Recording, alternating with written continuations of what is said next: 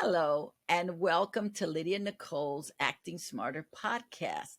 If you're an actor who wants to level up in your career and in your life, you have come to the right place. My question for you is, how do you deal with bullies? It's about reminding yourself that it's not about you, it's about them, right? They're the ones that are insecure. They're the ones that are having a tough time. So how do we ourselves stay in a state of calm, inner calm, when the outside is being so loud and that everyone is against you? We are excited to have with us today the fantastic Giovanna Vidal, who is a wonderful actress and an author. She has a book that she put out called Teen Anxiety No More. And here it is, and we're excited to discuss it. First of all, what made you want to put out a book for teens? I'm so excited to be here, Lydia. Thank you for having me and having this discussion because, yes, talking to teens has become a really big, important part of my day, of my life, of my mission. So I started talking to teens based on my following. My acting journey has led me to be on a program that has a very young following. And I created a YouTube channel during our lockdowns, right? And they kept coming on and asking me questions. How do I overcome bullying? I'm always anxious. There's a lot going on. Yes, yes, yes. And so I kept sharing what I did, how I go through my process of, reducing my anxiety.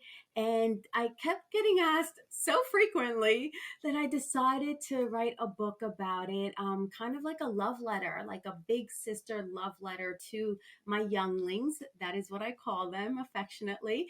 And it was just to get them feeling better about themselves and where they're at, and that it's not always going to be like this. So that was the reason, the why behind this book, was to just get closer to my younglings. So, talking about what you've been doing that has attracted a lot of young people, you have been part of an ensemble on the internet through Darman Studios. So, they do a lot of videos where they give kind of life lessons, right? Is that, do I Yes. have it right? That's exactly right. They're like little motivational life lesson videos where, you go on this little journey where you see a protagonist and an antagonist and like how it gets resolved and what makes a better world when you handle it in a certain way. So, yeah, a little life lesson. Going back to the bullying, because I think the 13 chapters that you have in your book are very specific towards not only what teenagers are going through, but as I was reading the book, I was thinking, oh my God, this can apply to actors my age, your age, that this can apply really to anybody because it all of it is relevant. You know, it's relevant to teens, but it's also relevant to adults and specifically to creatives.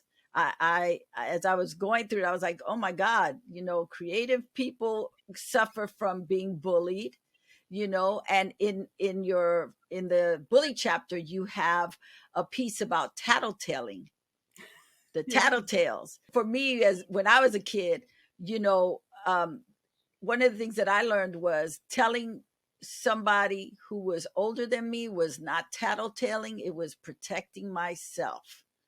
And Mm. it's part of self-care because depending on the neighborhood you grow up in, your parents having a store in Washington Heights in New York, and I grew up in Spanish Harlem.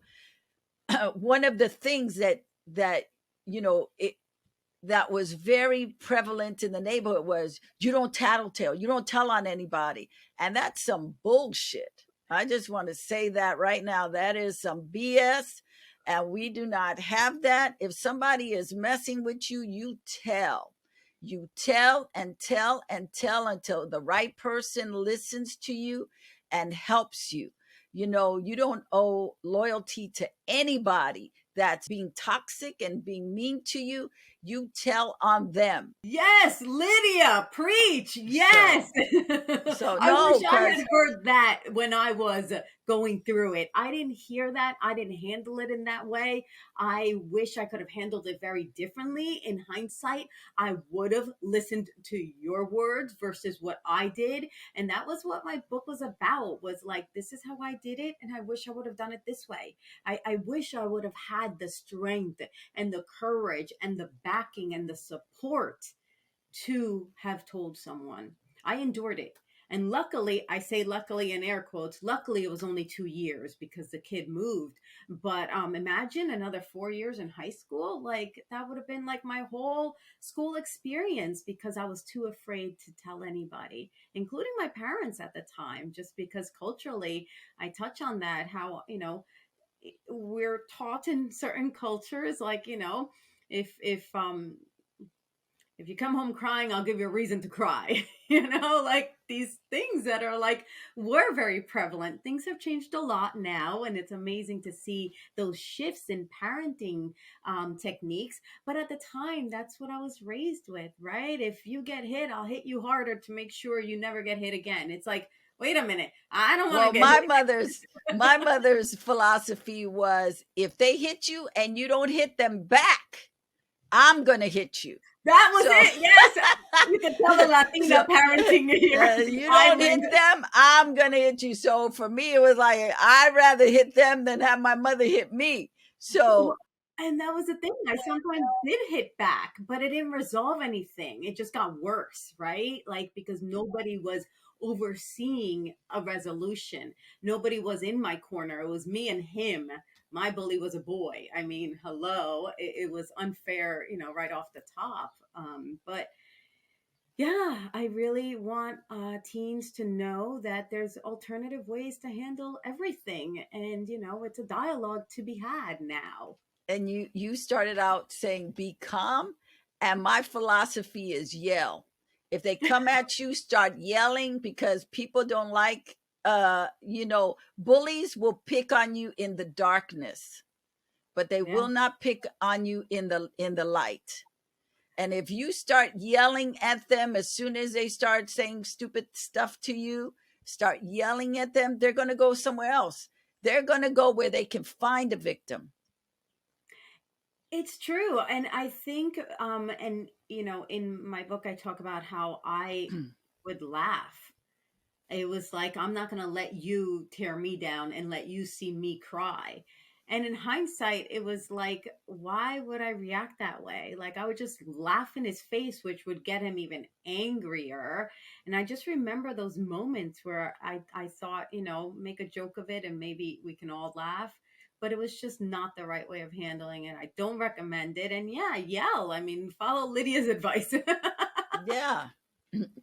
I have a daughter, and when she was in elementary school and well, actually, it started in kindergarten, and people would say stuff to her, and she would tell me. I would go up to that little kid, and we would have words, and I said, "And I'm going to tell your mother." So, and that was my thing. I would confront the parent if I had to, and if they got stupid, I got stupider. And of course, not everybody has that thing, but I would tell somebody, if you are a teen or a young person who is having somebody bully you, do not keep that locked inside. Mm-mm. No. You didn't do anything wrong, and you need to let the proper authorities know that Yes. people are messing with you, be it Yes. the principal, and if they don't do anything, then you call in the police. I used to tell kids, because I used to tell kids, I will call your parents, and if they don't straighten you out, I'm calling the cops. So you decide how you're going to handle this little person, because you will go to jail. Again, I wish I had that foresight at the time. I didn't handle it well at all, and that's what I want to go back and Yeah. share. It's like, we think that things are even bigger when we're little, right? And it's like, if you don't make an effort to minimize things, telling on someone is a really legitimate way of doing it, then it will get bigger and it will get out of control and out of hand even more so. So yeah, I love what you're saying. I love that gumption. And I love that resolve that it's like, okay, it's either your parents or the police. You pick, you know, all the Yeah. And alliteration. also with the bullying factor, I just thought of this, and that is if someone is sexually inappropriate, you tell somebody right away. And I know that Immediately. the predators will threaten you, they'll threaten the life of your loved ones and all that, but that is nonsense. You tell somebody right away. Don't you keep it in. Don't you let them abuse you. Again, if I can only give you one tool, you got a mouth, yell. You know, it's kind of like even for adults, if you're walking and somebody looks like they're threatening you, start yelling, fire, fire, fire. People will answer to that. If you start saying someone is beating me up, someone is hurting me, nobody's going to answer the door. But you yell fire, everyone is coming out. So remember that. You have to find tools that will protect you, you know, and for those of you who have smartphones, they have sirens. uh, Mm. Put that app on your phone so that if you're walking by yourself from school or you are in an unsafe area and someone starts coming toward you and they do not look safe, hit that button. You know, hit the button. I wish I would have put that in the book. That is brilliant, Lydia. It's so true because sometimes you just need that quick um outlet, and putting that siren is enough to make anyone either run away or take notice. And that would be a fantastic tool to your point. So yeah, let's do a second edition and put that in. Yeah, Uber has implemented that kind of tool in there, you know, where you can just call 911 right away if you feel unsafe in an Uber. So Necessary. It's we, you necessary. know, we should have those tools readily available on our phone so that if somebody messes with us and we don't feel safe, to press the button. And like you said, that's at any age, right? That's not just for teens. I mean, as single women walking through any city, USA, or in the world, you never know when you can find yourself in those situations. Heaven forbid, but it's a true reality in our world. And to have that immediate, already pre-planned out, right, that option that's already embedded in our heads, that's brilliant, Lydia. I so agree, and I am going to do that the minute we get off here. I'm loading that app down. I'm doing it because I'm traveling next week. I'm like, I don't know what parts of town I'm going to be walking through. That was the first thing that went through my mind. I'm like, oh, I yeah, that's very useful. Very, I love that we can learn things every day too. Like, look how this dialogue, it's like it's conjuring up all these ideas, and this is how we find potential solves or alternative ways of handling things. I don't have all the answers, right? But when you None of us have a do. conversation, None of us do. exactly. When you have a conversation, you bring a meeting of the minds that gives you additional sources and resources and ideas and concepts. And that is why I wanted to introduce this book, to have these dialogues about things that are not easy to talk about. And yeah. Yeah, no, it's great. And I would add to it, since you were talking about traveling. Um, a few years ago, my daughter gifted me a trip to Europe, to London and to Paris. Yes, my daughters are the best. Oh, And so um, I was in London. I was doing the hop on, hop off bus mhm. tour, and so I was on the bus, and the bus driver said everybody has to get out. And we were like at the Thames River in a seedy part. And I Mm. looked, I said, I'm not getting off the bus. I don't know anybody in London. If something happens, I don't even know where I am. I stood on the bus, and the bus driver came to me and he says, "Oh, you'll have to get off because, you know, I'm taking a break." And so there's I said, "I'll wait. I'll wait. When you're done, I'll be right here." He said, "Oh, well." I said, "No, I'm not getting off the bus. I don't know where I am." And so the the head bus driver or whoever was in charge got on the bus and was trying to get me to get off the bus. I said, "No, I'll wait." And then so his proposition to me was, I am taking a batch of bus drivers who are new to this, and giving them the tour of where they'll be driving. You can come on the bus with us. Where are you going? And I told him where I was going. He says, "Oh, that's on our route. I'll drop you off." I said, "Okay, that's a bet." But I wasn't getting off the bus to just stand there and wait, not knowing anything. So I say to you, don't jump off a bus if you don't know where you're going. They, that wasn't on the map that we were going to get off that bus. The whole idea was you were going around the city, so I wanted to go around the city. So I'm just saying that, it's part of self-care. How do you take care of yourself, right? So that's I love important. that. I mean, how many of us, likely myself included, wouldn't have done that? I would have been like, Nah, oh, okay, I'll get an Uber. Like, I would not have thought of staying on the bus. Like, that wouldn't have crossed my mind. And I love that. I don't know if it's like the New York it Puerto is. Rican It is the New Mamita. York. It is You very New know, York. I'm from New York and I wouldn't have thought of that. I don't Oh know yeah, what no, fucked me up. that wasn't the contract. I'm not getting off the bus. So You're stuck let's with talk. So you have a chapter on fear and anxiety and how to reduce it. that. Yes. A lot of kids, not just high school, but kids who are entering college, which I think this book is also good for, because there are a lot of kids going to college that have a lot of anxiety, especially about their grades, and they need to get an A, or their failures. And so, how can they deal with fear and anxiety in a way that um, benefits them? Great question. I mean, that is at the crust of it all, right? It's like we need to find tools for ourselves because everybody's different. Where in any given situation, you can quickly step outside of that fear, right? So often we spiral down because we allow ourselves to spiral down. We're like, oh, this and we keep just going down the rabbit hole. It's like, catch yourself.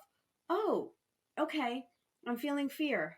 Oh gosh, that's what that is. Me, that is mean. That is some mean fear trying to mess with my day right now. Like, trying to disempower the fear when you catch it. I think that is such an immediate like tendency that is often overlooked. It can be a little challenging at first to realize that's what you're feeling. Sometimes we feel it like we're already like further down. But I think when we start looking at things and we're like, oh, like I give a tool, it's called the CATTY technique.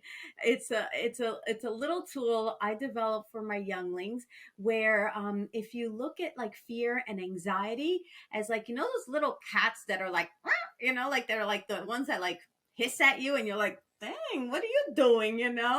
If you think of fear and anxiety in that way and you're like, oh, it's just this little cat trying to like claw me, it's like, oh, no, no, no. Step back, accept that you're feeling this. Okay, Giovanna, I'm feeling a little bit of anxiety. That doesn't feel good, but it is what it is. The T is for temporary. This too shall pass. It's gonna move through you. Don't wallow in it, right? And then I go through the steps for the CATTY technique. And then the last one is like, you're not alone. You're not the only one that's feeling fear. You're not, because I remember myself, like, I remember being like, I'm the only one that's scared to raise my hand. I'm the only one that's scared to go in front of the classroom. I'm the only one. And it was always like me. Oh my gosh. And that just like put even more heaviness, more doom and gloom. Like, oh my gosh, I'm alone in this big bad world. Nobody gets me because I'm the only one that's insecure and scared. It's like, no, no, no, no, no. First of all, we all are. It's human nature, tendency. It's our mechanism, the way we were created. It's like once we like liberate that like feeling of like no one gets me, I'm the only one, then like you show up differently. You're like, you know what? It's just a different way of approaching situations. So I do feel like catching it early on really is a big, huge beneficial component of dealing with fear and anxiety. Because then, if you don't catch it early on, the spiral goes down to like ultimately depression, and it gets really dark and ugly if you will permit it to. So those are the sorts of things I really want to like share with my younglings. And so many, I just get so many beautiful comments from them. I got one last night that really touched me, and I was like, wow. And it's someone who was like, you told me you were proud of me. No one has ever said that to me. To think that I was just considering taking my own life a few months ago. And because I come on here live on your channel every week, I'm so excited for life. And I'm like, when you get messages like that, like repeatedly, it's like, this feels really where I need to be focusing, because I don't want anyone to ever feel that way. I can't prevent it, but man, do I want to help you out of it. There's something about recognizing another person that makes them feel seen. Mm-hmm. And because a lot of times nobody is recognizing them, no one sees them. So if we can stop and be present, who's in front of us, how can we give them a good compliment? They Yeah. might need it today. you Yeah. know uh, uh, I wanted to add to fear. In 12-step programs, they have an acronym for fear, and that is false evidence appearing real. And Mm-hmm. so when you start feeling icky to do that, I like that. um, it's very important to do a self check, like what is this that I'm feeling right now? Oh, that's fear. Why am I afraid? What do I think will happen? And then detangle it, or blow it out.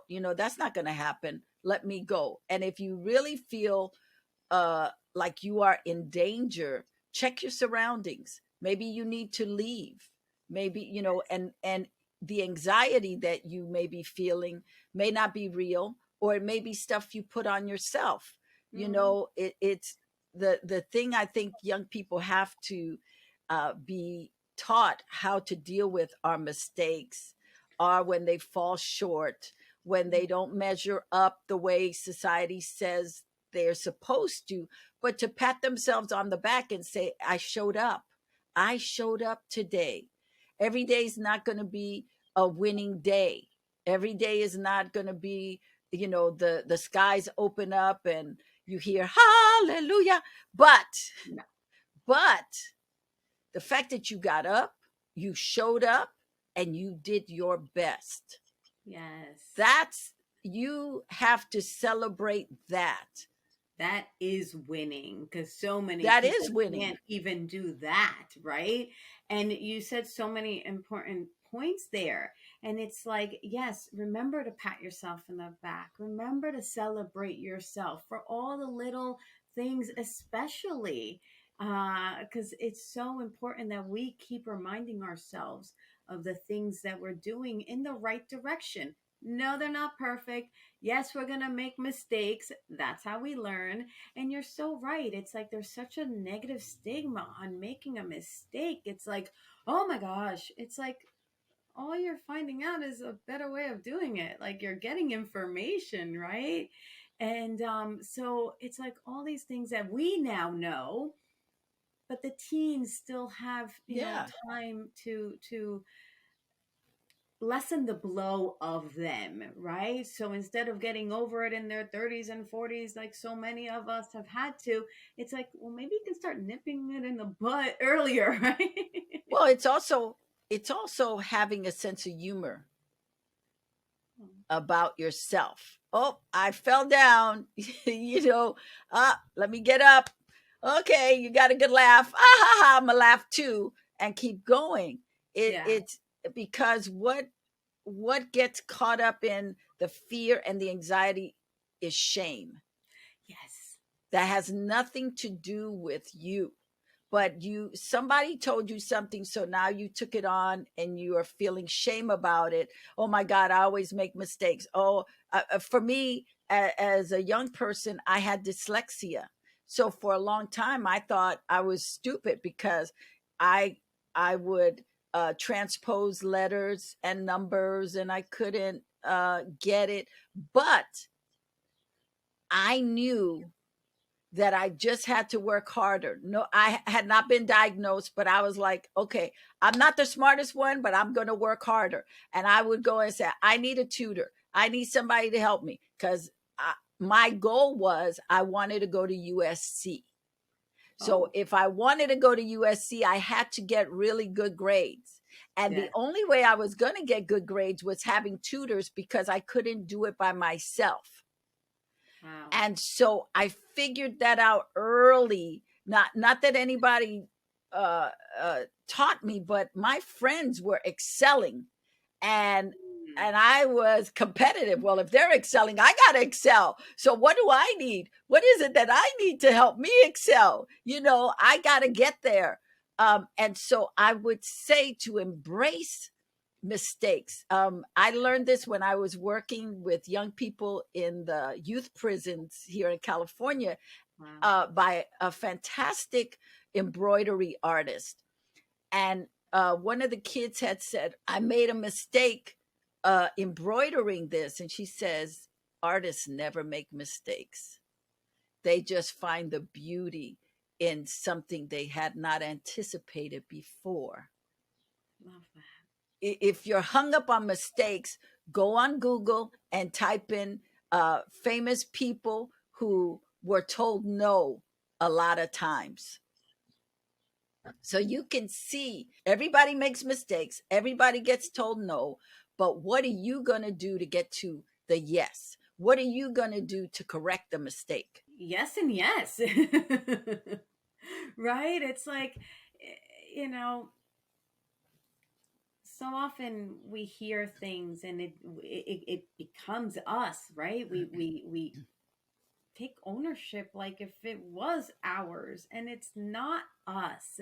And for so many years, dyslexia and ADHD, they weren't diagnosed, right? You didn't know if you had any kind of learning challenges at the time. And bravo to you that you're like, okay, now I'm going to work harder. And that is a huge testament to you and your gumption and your straight line follow through, right? A lot of people don't have that. A lot of people are like, oh, well, if I can't figure it out, that's it. I'm done. I'm not going to try.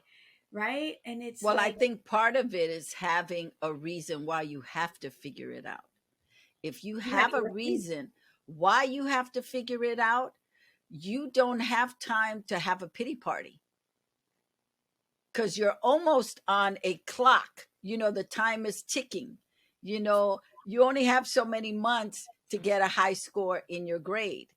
And so it's not just that I want to get A's in class, but I want to get to a good college, or I want to be able to be an intern. And in order to be an intern at a Fortune 500 company, or to be an intern at a prestigious studio, they're looking for kids who have high grades. Yes. That's the first thing they look at. So it's not about whether I think I'm smart or I think I am great at math or science or whatever, but I'm on a mission to get to that place. So if I want to get to that place, I have to keep going. I don't have the luxury to have a meltdown. Although you may have a meltdown, but get over it. And I don't mean it like flippantly. I just mean it's not serving you. The meltdown Yeah. is not serving you. Instead of melting down, ask questions, ask uh, teachers. Don't ask any teacher because not all teachers care to give you answers, but look for the teachers who have a heart for the students, because there are some teachers that have such a heart for students, and all the kids know who they are. Yes. All the kids know this teacher loves us. Even though we act stupid, they love us. And so I just think that's a way to show up and take care of yourself, because part of your book, as I was reading it, a lot of it was, how do you take care? How do you do self-care? Mm. It's not just a title, Anxiety No More, but it's, how do you do self-care so you're less anxious, less Aw. less scared. You have a chapter in there that I loved, which was the jealousy and comparison, because that's such an actor thing. I mean, I know we're talking teens, but that is so actor. I'm jealous of you because you got long hair and I got short hair. I'm jealous of you because you booked 4 jobs and that I went on and I didn't even get a call back. I'm comparing myself to you because you're Latina.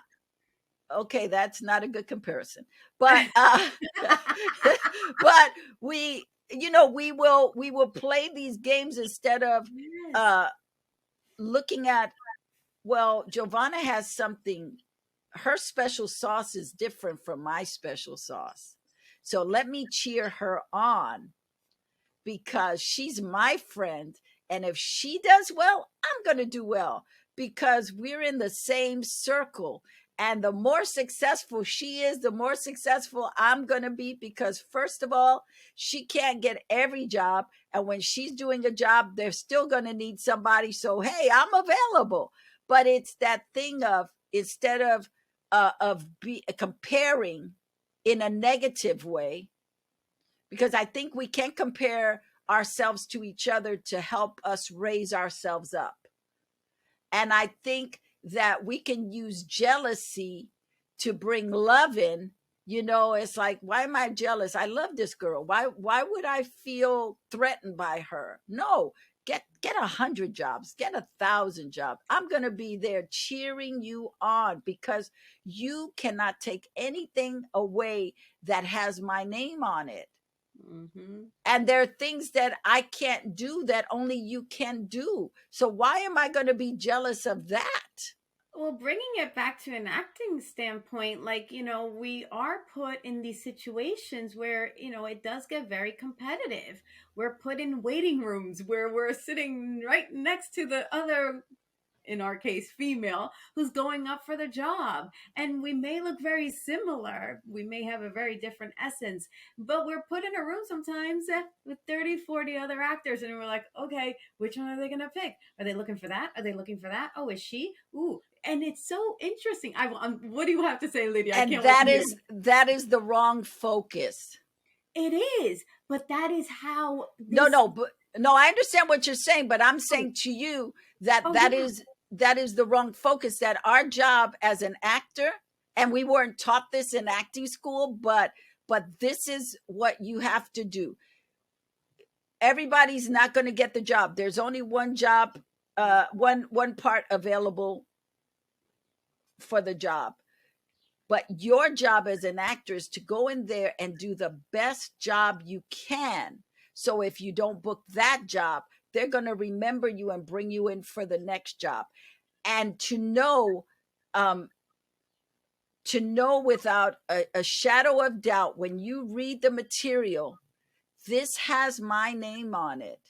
This doesn't have my name on it. To be honest with yourself when you go in, that is something that I learned early on, was this. I can do this material in my sleep. This is me. And so, because I have owned it, I have a certain confidence when I go in the room. And Yeah. I've gone in the room going, this isn't me at all. And I've told the casting director, you know what? I don't think I'm good for this, but I know an actor who is. Oh, that's And I amazing. remember getting yelled at by a casting director. Don't tell me you're not, don't tell me you're not right for this. just do the part. But for me, it was like, oh, I called the girl and I told her, there's a part that I read for, and it's got your name all over it. And it's that thing of we're not going in the room competitively. We're going in the room to make connections, to make relationships, to connect with people. My job is to go in. The audition is my job. And if I Yes. get the job, then that's another job. But my Yeah. job is the audition. So And true. not to be sitting there going, is she going to get it? Is she go? Oh, she came. Oh, she always books. Because now you're psyching yourself out. It's so true. And it's a journey to get to that place. When you come into the city early on, especially someone like me, I didn't come from the arts. I came from a corporate background. So already there was that insecurity that I didn't go to, film school, and I wasn't a theater major. I came because I loved being in front of the camera, and I used to do advertising. I wanted to get from behind the camera to in front of the camera. So there's all these insecurities like, oh, is that how I'm supposed to do it? Is that how? So, yeah, it was a journey to get to the place that you're speaking of. Initially, I didn't have that wherewithal. I didn't have that understanding that the audition is the job, that you go in doing the best you could, and whoever gets it is out of your control. It's just not the way I was positioned to think going into this And career. it's not the way any of us are positioned. I didn't go to film school. But you've been in this industry for like, you knew early on and you pursued it early on. Like, that is like hugely impactful to the psyche, I gotta believe, because it's like you knew this was your track. Like, this is what you wanted to do and you pursued it. Unlike someone like me, where I was like, oh, that seems interesting, but I don't know how to do it, so I'm not gonna bother. I'll do what my parents tell me to do. Right. So, like, you were like, yes. And in New York, it's like, hello. And the opportunities that you had at your, like, it's just hugely impressive to watch your body of Well, work I'll just tell you, I knew nothing. I just had the desire. And it's really just having a desire and knowing that God created you for a time such as this. Mm-hmm. So going to the jealousy and the comparison for teens is learning in as best as you can. And you may not have adults who give you good words. Is teaching yourself to say good things to yourself about yourself. Yeah. To say, I am Lydia Nicole and I am here for a purpose. Yeah. I am here and I'm going to do a great job because God is with me.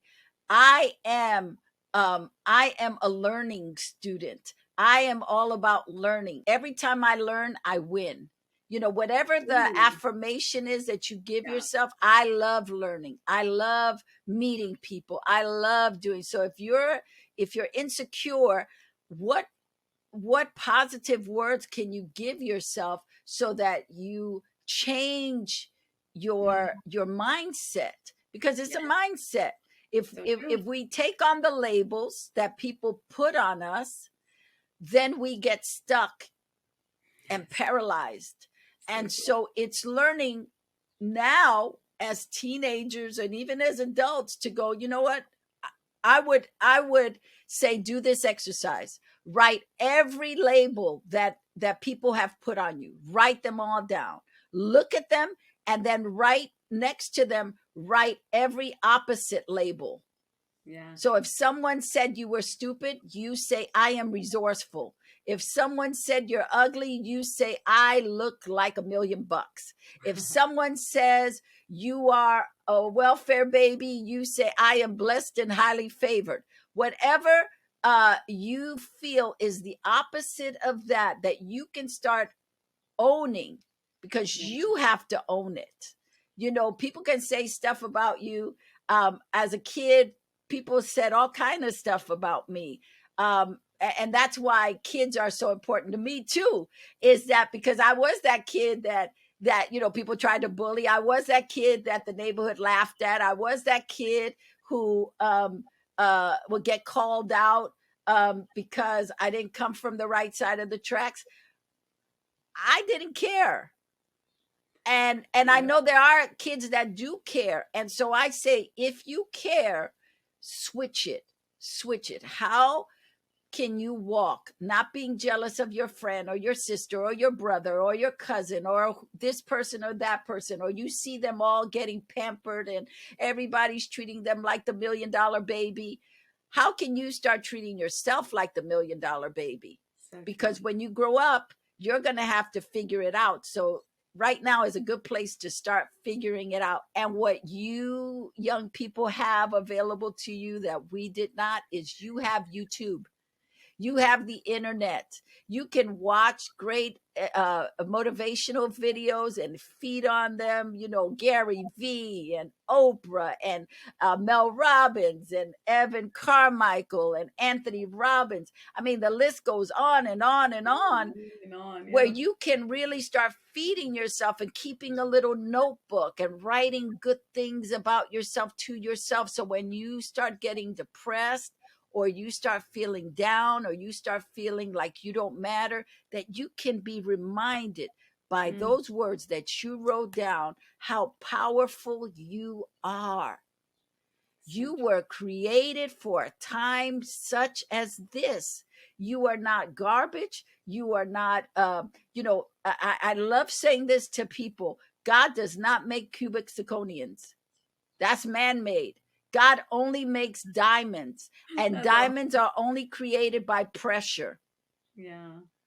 only by pressure. So if you're feeling the pressure, just go, I'm a diamond. I'm a diamond. I'm coming through. I'm a diamond. Let's go. Yeah, you got pressure? Shine bright like Good. a Cause diamond. I got the shine. I got the shine. Go ahead. Pressure me. I need more shine. You know, That's you awesome. have to turn the negatives into a positive. So true. You have to anchor yourself knowing that you are valuable and Yeah. discovering what it is that you were created here to do. Yeah. I will share real quick in the Bible. There's a scripture in Jeremiah 33, chapter 33, that says, "Call on me, and I will answer you great and mighty things you do not know." You Mm. know, another scripture in Jeremiah that says, "I have." Oh God, uh, it talks about how valuable you are. I can't think of it at the moment, but there are so many wonderful teachings, be it the Bible, be it Buddha, be it um, uh, Deepak Chopra, be it that Anthony Robbins. I love Anthony Robbins, and his thing is, don't ask why something happened to you. Ask how you can turn it into something good for yourself. Ask Mm-hmm. yourself better questions. You know, we in school growing up, we're not taught to ask ourselves better questions. We're ingrained to teach ourselves questions that keep us as a victim, and we're not victims ever. So You true. know, we're So never ever victims. So the next thing I want to talk about with you, because there's so much good stuff in the in your book, and and I know we don't have a lot of time. I want to talk about peer pressure, your your take on peer pressure, because you make some really good points on peer pressure in your book. thank you, Lydia. Thank you so much for all the kind words about this book. It's really making me so happy and reminding me why it is that, this book has become so important to me. And, I just, I know how easily I was swayed when I was in my teens. I know how I was convinced to do things that I knew didn't feel right, but I did because I wanted to be part of the crowd and I wanted to be seen in a certain way. And I really delved into that because, so many of us look at certain people in our society as like, oh my gosh, right? So you look at the Jeff Bezos and the Elon Musks and the presidents and the CEOs of the large corporations, and we're in awe by them. We're like mesmerized by their leadership and by their ability to like form a new path that no one had ever thought of. And I compare it to that. It's like when you're being pressured to do something that you don't want to do and you know doesn't feel right, remember those people, because Mm-hmm. they all had to stand on their own and say no to things and people that were trying to make them be like everybody else. But they're like, nope, this is the way I'm going, and I am forming a new path, and you all are going to follow. Those are the true leaders, the ones who go and do what they want and feel right and feels right to them. So that, to me, when I had that like awareness, like it's okay to say no. Because when you're saying no, you're saying yes to what is meant for you and what is meant for you to do. And don't be afraid to say no for fear of looking a certain way, because you could be the next Jeff Bezos. You could be the next Steve Jobs. You could be this next person that had the wherewithal to go about it a different way. And just because you're being pressured by others does not mean you need to conform. Let other people look at you as the example. You lead. And that is a message I really want to talk to teens about. Like, I really want to, because I know I look back and I'm like, oh, we were talking about shame earlier. Like, I have shame about things that I know I could have done differently, right? That I know that I succumbed to pressure, but it didn't have to be that way.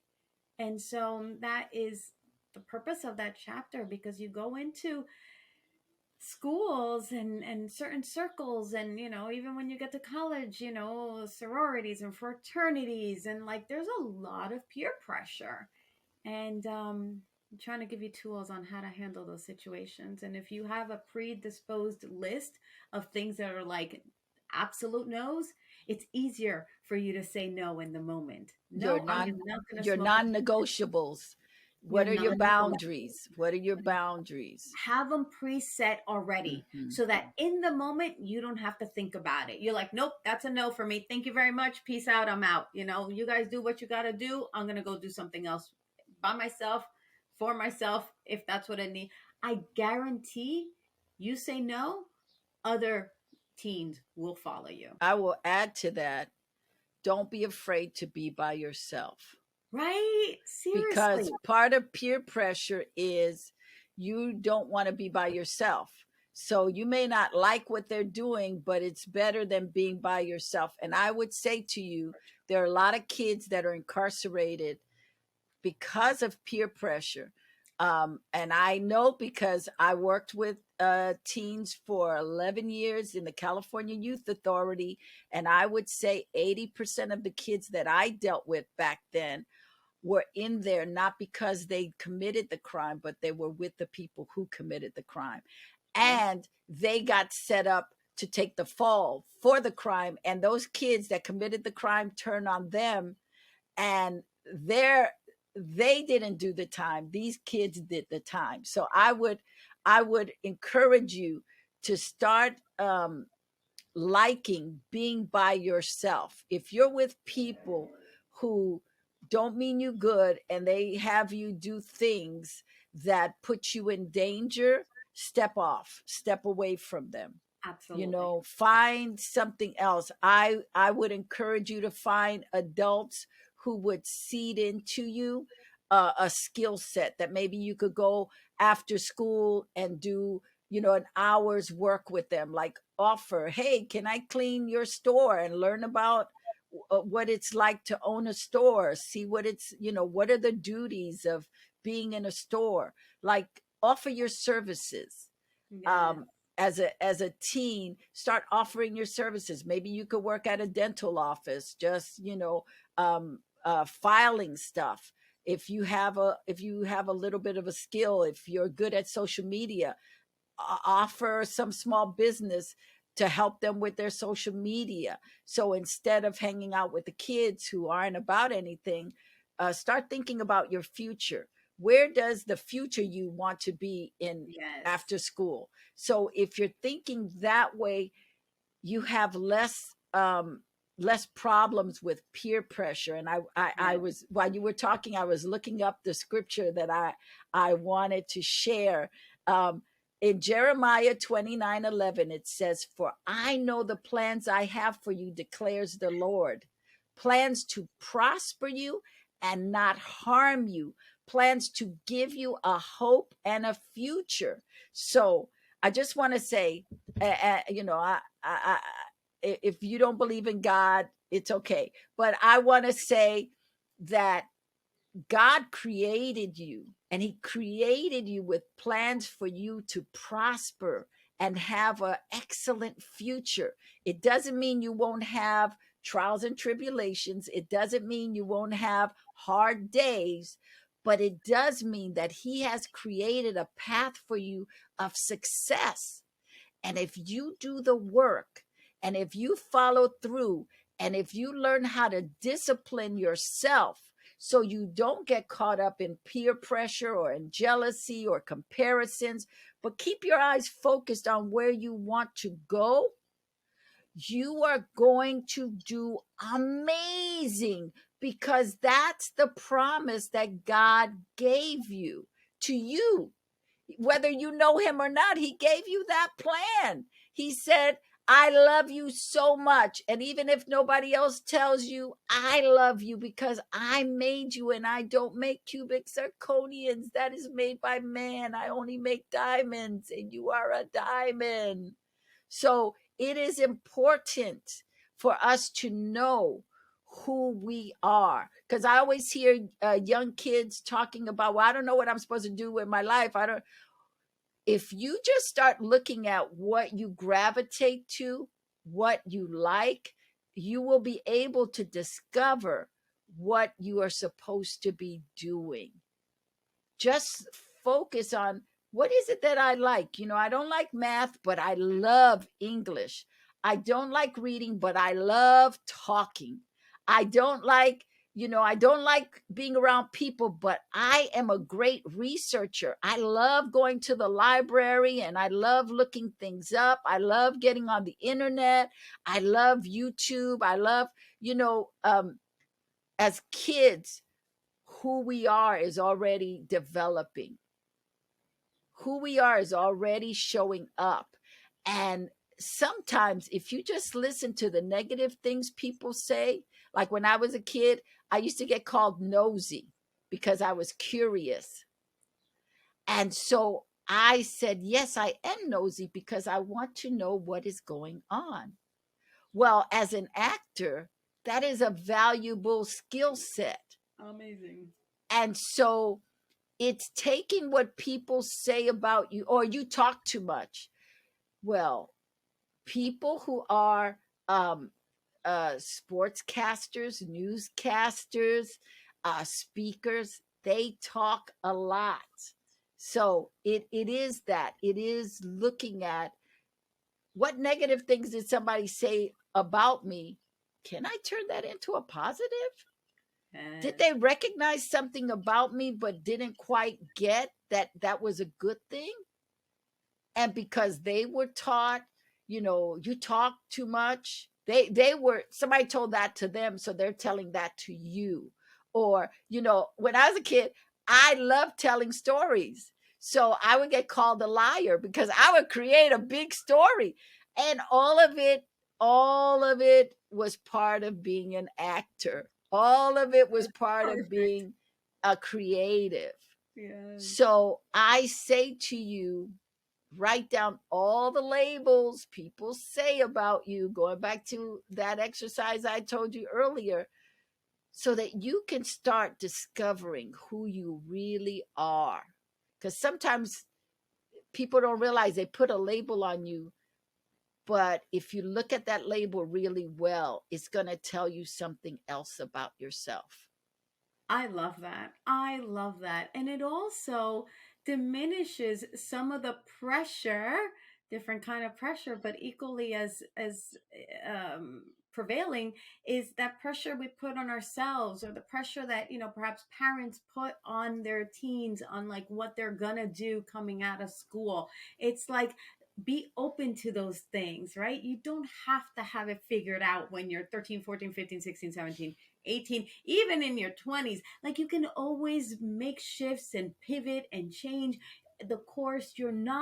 It's not written in stone, right? But if you're open to these curiosities about yourself, about what people tell you about you, it's like you can stumble upon and make it a little bit more of a lovely journey, right? It could be a little bit easier, a little bit more fun, with more inner calm. I love that because I now have so much inner calm that I wish I had known that that was an option, right? So I just want to have, I want to bestow that option that's available to all of us, to have more inner calm about what perhaps our calling is.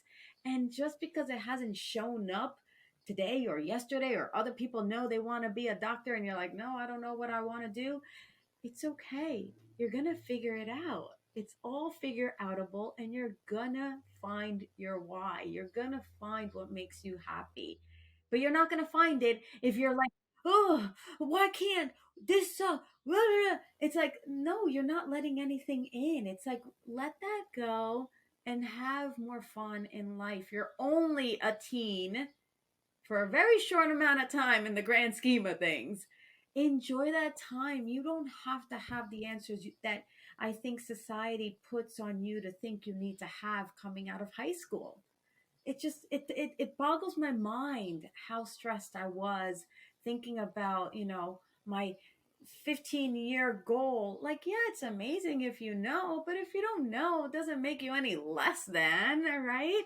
And I had 15-year goals that have changed multiple times with the career changes I've had. And it's like, when you're open to those little nudges, you can have a lot more ease in life. And I think that is so important that we all remember.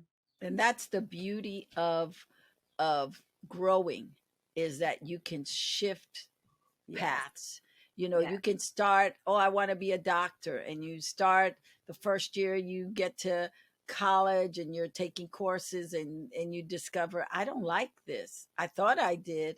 I don't like this. Let me try something else. That's what all of this is for you to try on different hats and see Yes. which hat fits the best on you. And some people can try on many hats and they all work. They all look good. I was listening to an interview about a month ago. This woman who knew she wanted to be a doctor, but she also liked engineering.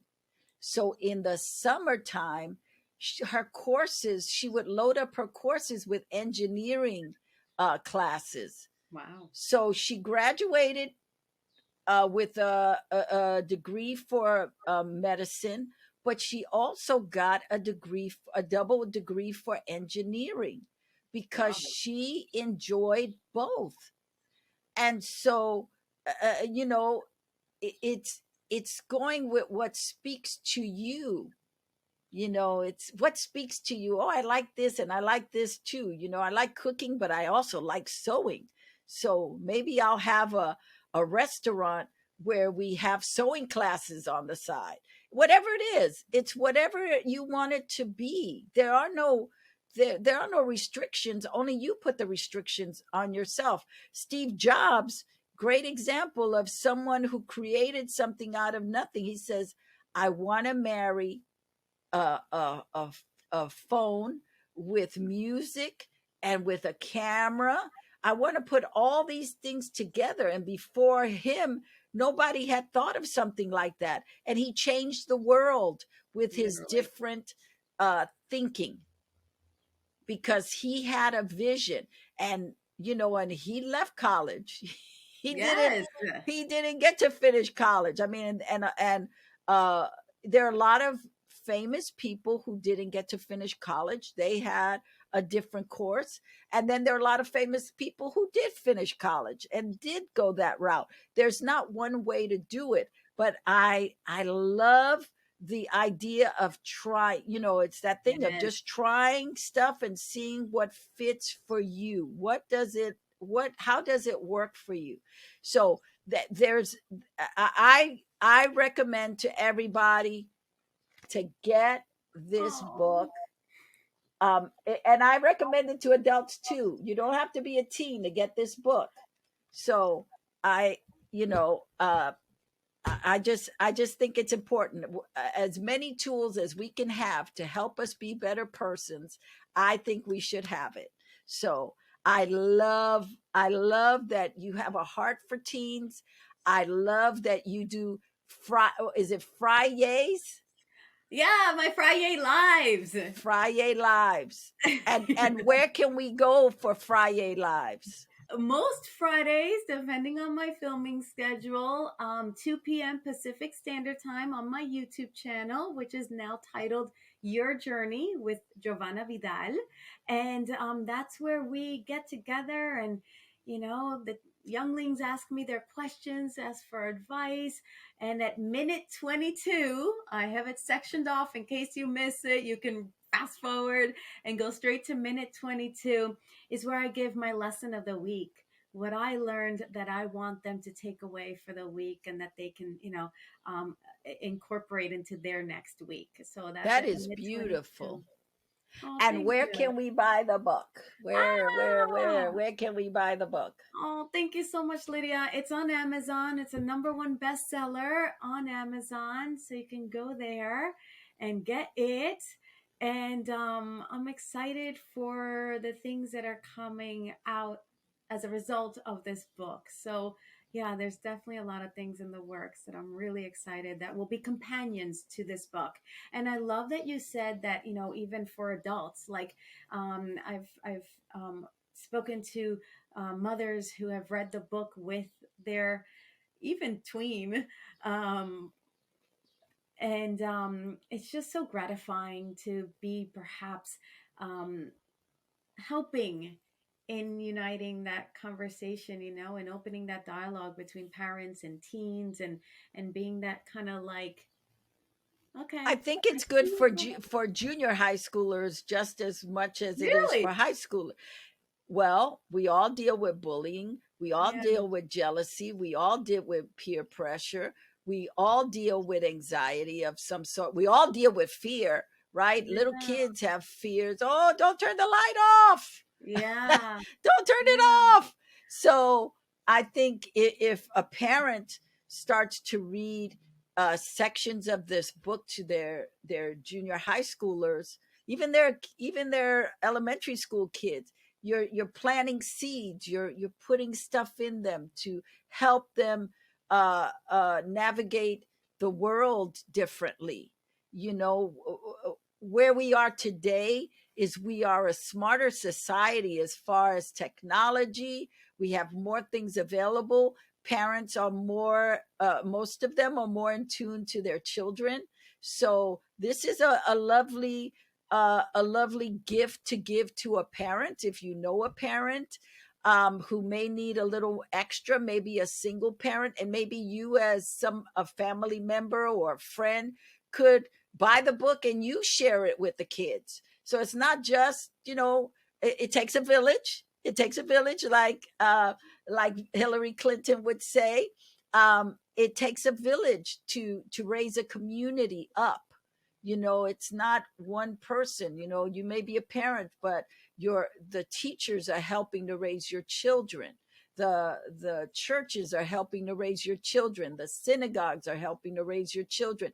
Your neighbors are helping to raise your yes, children. So however way you can be of service to people who have children, and for you teens, maybe you've read this book and you got a lot out of it. Maybe you could share with other friends of yours to say, you know what, this is a great book. This lady Jovanna Vidal, she's got Fridays on YouTube, and you should come, man. We have a good time. We listen to her. She talks to us.